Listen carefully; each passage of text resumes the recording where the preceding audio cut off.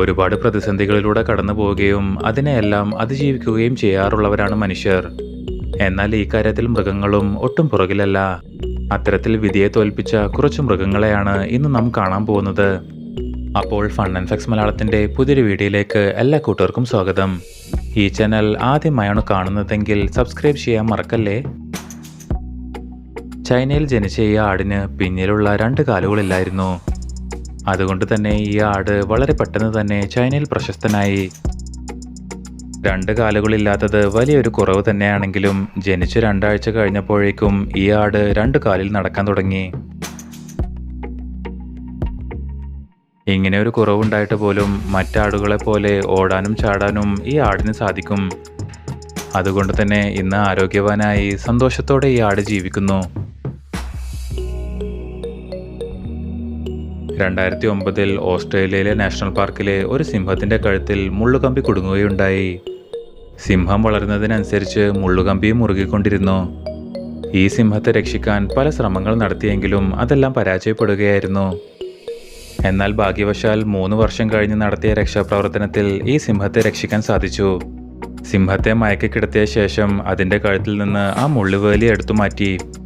3 വർഷത്തോളം വേട്ടയാടാനോ നേരാവണ്ണം ഭക്ഷണം കഴിക്കാനോ ഈ സിംഹത്തിന് സാധിച്ചിരുന്നില്ല. അതുകൊണ്ട് തന്നെ ഇതിൻ്റെ ആരോഗ്യവും വളരെ മോശമായിരുന്നു. മറ്റു സിംഹങ്ങൾ കൊണ്ടുവന്ന് കൊടുക്കുന്ന ഭക്ഷണം കഴിച്ചാണ് ഇത്രയും കാലം ഇത് ജീവിച്ചത്. എല്ലാ ജീവികൾക്കും ഇതുപോലെ കാട്ടിൽ സർവൈവ് ചെയ്യാൻ കഴിയണമെന്നില്ല. എന്നാൽ എല്ലാ പ്രതിസന്ധികളും തരണം ചെയ്ത് ഈ സിംഹം ജീവിതത്തിലേക്ക് തിരിച്ചു വന്നു. നീളമുള്ള കഴുത്താണ് ജിറാഫുകളുടെ പ്രത്യേകത. അതുപയോഗിച്ച് ഉയരത്തിലുള്ള ഭക്ഷണങ്ങൾ ഇവക്ക് കഴിക്കാൻ സാധിക്കുന്നു. എന്നാൽ ഇത് നാഷണൽ പാർക്കിൽ ജീവിക്കുന്ന കഴുത്തിന് പൊട്ടലേറ്റ ഒരു ജിറാഫാണ്. മറ്റു ജിറാഫുകളുമായി ഏറ്റുമുട്ടുന്നതിനിടയിലാണ് കഴുത്തിന് ഈ പൊട്ടൽ സംഭവിച്ചത്. സാധാരണ ഇത്തരത്തിൽ പരിക്ക് പറ്റുന്ന മൃഗങ്ങൾ ശത്രുക്കൾക്ക് ഭക്ഷണമാകാറാണ് പതിവ്. എന്നാൽ കഴുത്തിന് പൊട്ടലുണ്ടായിട്ടും എല്ലാ മോശം അവസ്ഥയും ഈ ജിറാഫ് അതിജീവിച്ചു. ഈ പരിമിതി ഉള്ളതുകൊണ്ട് തന്നെ മറ്റു ജിറാഫുകളെ പോലെ ഉയരത്തിലുള്ള ഭക്ഷണം ഇതിന് കഴിക്കാൻ സാധിക്കില്ല. അതുകൊണ്ട് താഴെയുള്ള പുല്ലാണ് ഇതിൻ്റെ ഭക്ഷണം.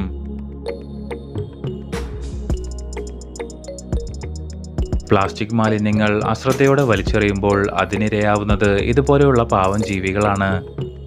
ഒരു പ്ലാസ്റ്റിക് റിംഗ് ദേഹത്ത് കുടുങ്ങിപ്പോയ ഒരാമയാണിത്.